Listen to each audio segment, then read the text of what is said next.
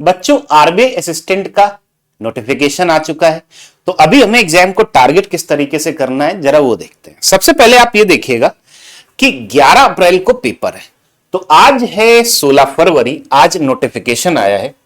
तो 16 फरवरी से 11 अप्रैल तक, आज है 16 फरवरी, 16 फरवरी से समय सीधा आगे चलता जाएगा। 11 अप्रैल तक आपको किस तरीके से आपकी स्ट्रेटजी रहनी चाहिए ताकि आपके सारे के सारे चैप्टर क्लियर हो जाए और बढ़िया एक एग्जाम क्लियर करने की कंडीशन में आप पहुंच जाओ। ठीक है, तो अब ये जो हमारे पास में टाइम है, इसे आपको डिफरेंट पार्ट्स में डिवाइड कर लेना है।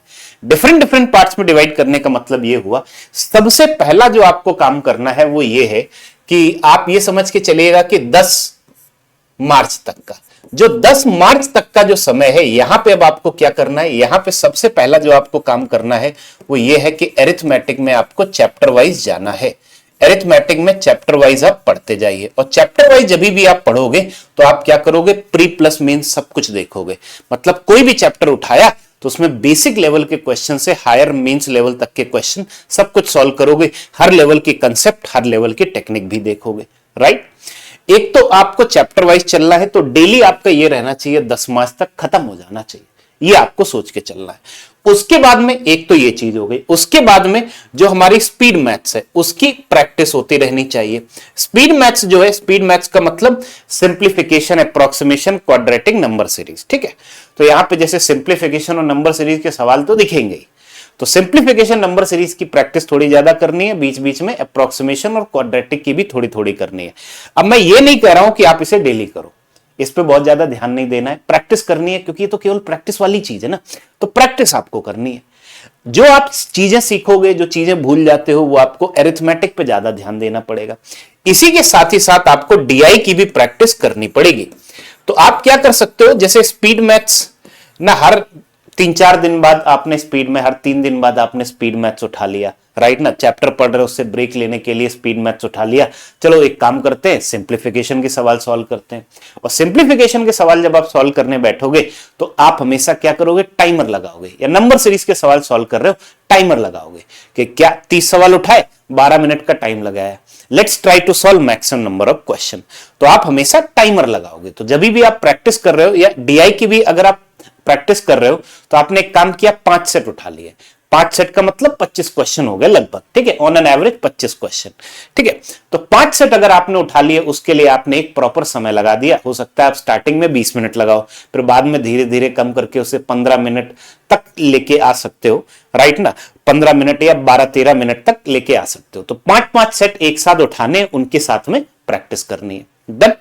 और तो ये हो गया हमारे पास में, आपको स्पीड मैथ्स की भी प्रैक्टिस करनी है और डीआई की भी। स्पीड मैथ्स और डीआई की आपको डेली प्रैक्टिस नहीं करनी, उसे आप गैप लेके चल सकते हो, क्योंकि स्टार्टिंग में भी आपको क्या करना है, अरिथमेटिक के हर एक चैप्टर को ढंग से कवर कर लेना है। राइट ना, अरिथमेटिक हुआ, मेंसुरेशन हुआ, इन सबको आपको बहुत ढंग से कवर कर लेना है 10 मार्च तक। 10 मार्च के बाद में अब आप क्या करोगे, 10 मार्च के बाद में अब आपका जो फोकस रहना चाहिए, वो अब आपका फोकस रहना चाहिए, let's say I will say कि 31 मार्च तक। 10 मार्च से 31 मार्च तक, वही ना, जो ये पूरा का पूरा टाइमलाइन है, इसे हमें डिफरेंट पार्ट्स में डिवाइड करना है। जैसे जैसे पोर्शन निकलता जाए, हमारा काम होता जाना चाहिए। यहां पे अब आप क्या करोगे, आपका एक चीज रहेगी, 2 चीज रहेंगी। एक तो रहेगा आपका mock test, full length mock test आपको देने। दूसरी चीज रहेगी कि आपको सेक्शनल टेस्ट भी देने हैं, तीनों सेक्शन के। आपको ये पता है 3 सेक्शन के, एक तो मॉक टेस्ट देने, दूसरे सेक्शनल टेस्ट देने। राइट ना, मैथ्स, इंग्लिश, रीजनिंग, तीनों के ही सेक्शनल टेस्ट देने। और वो भी किस हिसाब से चलना है, ऑल्टरनेट डे के हिसाब से। ऑल्टरनेट डे के हिसाब का मतलब क्या हुआ, जैसे कि 10 मार्च के बाद 11 मार्च आई, तो 11 मार्च जैसे मॉक टेस्ट है, मॉक टेस्ट आपने दिया 11 तारीख को, 13 तारीख को, 15 तारीख को, एंड सो ऑन, इस तरीके से चलते गए, है ना। और सेक्शनल टेस्ट आप दोगे, लेट्स से 12 तारीख को, 14 तारीख को, 16 तारीख को, 18 तारीख को, एंड सो ऑन, इस तरीके से आप चलते गए। और जब भी जो भी हम टेस्ट दे रहे हैं, उसके साथ में प्रॉपर एनालिसिस भी जरूरी है। साथ में जो भी आप टेस्ट दे रहे हो, टेस्ट देने के बाद में प्रॉपर एनालिसिस भी करनी है। प्रॉपर एनालिसिस में केवल आपको सबसे पहली जो चीज होती है, आपको ये तो फोकस करना ही है कि जो सवाल सॉल्व किए, जिनमें गलत आंसर आ रहे हैं, उसमें गलती क्या है, पहले तो वो देखना है। साथ ही साथ दूसरी चीज आपको ये देखनी है कि जो आपने सवाल छोड़े हैं उनको कैसे सॉल्व करेंगे। ये दो चीजें सब लोग कर लेते हैं, लेकिन उसके बाद आपको एक और एनालिसिस करनी है, वो ये है कि कहीं आपने कोई ऐसे सवाल तो नहीं उठा लिए थे जो ज्यादा लेंदी थे, जिसके चक्कर में पता चला कि आपको पूरा पेपर देखने का मौका ही नहीं मिला, आखिरी के 5-6 सवाल छूट गए। ऐसा नहीं होना चाहिए। तो आपका सिलेक्शन ऑफ क्वेश्चन पे भी आप देखोगे कि कहीं कोई लेंदी सवाल तो नहीं उठा लिए थे जिनके चक्कर में बाद के इजी क्वेश्चन छूट गए, राइट ना। तो आप इस तरीके से आप सोच के चलेंगे कि हमें मॉक टेस्ट भी देने और साथ ही साथ सेक्शनल टेस्ट भी देने हैं ऑल्टरनेट ऑर्डर में। तो एक तरीके से यहां पे ये जो हमारे पास विंडो है 20 दिन की, उस 20 दिन में आप एकदम लिमिटेड टाइम में सॉल्व करने की सही से आदत बन जाएगी। आप ये समझ लो आपके 11 मॉक टेस्ट कवर हो जाएंगे और साथ ही साथ 10 फुल सेक्शनल टेस्ट, तीनों सेक्शन के 10 हो जाएंगे, बहुत है। बाकी अदर चैप्टर के ऊपर ध्यान देना, मतलब अदर चैप्टर के बाकी क्या, अब मॉक टेस्ट और इनसे तो सारे के सारे तीनों के तीनों सब्जेक्ट कवर हो रहे हैं ना। और साथ ही साथ आपको ना अपना अरिथमेटिक का रिवीजन करते रहना पड़ेगा। अरिथमेटिक का रिवीजन आपको करते रहना पड़ेगा जो आपने चैप्टर कवर किए है ना। और इसी में आपको ये जब आप टेस्ट दोगे ना तो आपको ये आइडेंटिफाई होगा कि आपके वीक टॉपिक, वीक एरियाज कौन कौन से, तो उन पे आपको एक्स्ट्रा मेहनत करनी पड़ेगी। फॉर एग्जांपल हो सकता है किसी बच्चे को लगे कि मिक्सचर वाले सवाल में फंस रहे हैं, उसमें इस टाइप के वन टाइम रिप्लेसमेंट है, वो हमें नहीं समझ में आ रहा है, तो उस पर ज्यादा मेहनत करो। तो इसी तरीके से जब आप डेली जब आपका जब टेस्ट हो रहे होंगे तो आपको ये आइडिया लगेगा कि किस चैप्टर के सवाल देख के डर लगता है कि अरे यार ये नहीं करेंगे, राइट ना, या फिर वहां उसमें आप फंस जाते हो टेस्ट में, तो आपको वहां पे एक्स्ट्रा मेहनत करनी पड़ेगी। तो अगले 20 दिन का शेड्यूल हमारा ये रहेगा, ठीक है। अगले 20 दिन का शेड्यूल हमारा ये रहेगा। आखिरी के हमें 10-11 दिन क्या करना है उसके बारे में हम तभी बात करेंगे। वैसे काम यही करना है कि हमें mock test and sectional test देते रहने होंगे। मॉक टेस्ट एंड वैसे वहां पे आप ये समझिएगा कि आपको डेली मॉक टेस्ट देना पड़ेगा और साथ ही साथ आपका जो थोड़ा बहुत जो आप जिस चैप्टर में वीक हो उसका आप थोड़ा बहुत रिवीजन भी कर सकते हो। इस तरीके से अगर आप चलोगे, इस तरीके से अगर आप, वैसे आखिरी के 10 दिन क्या करना है ना, इसको मैं प्रॉपर डिटेल में तभी बताऊंगा। कुछ एक और डिफरेंट चीजें हम लोग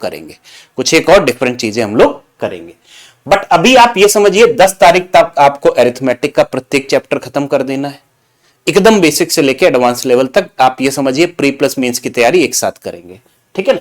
डीआई बाद में कर लेंगे, लेकिन बाकी सब चीजें एक साथ कर लेंगे।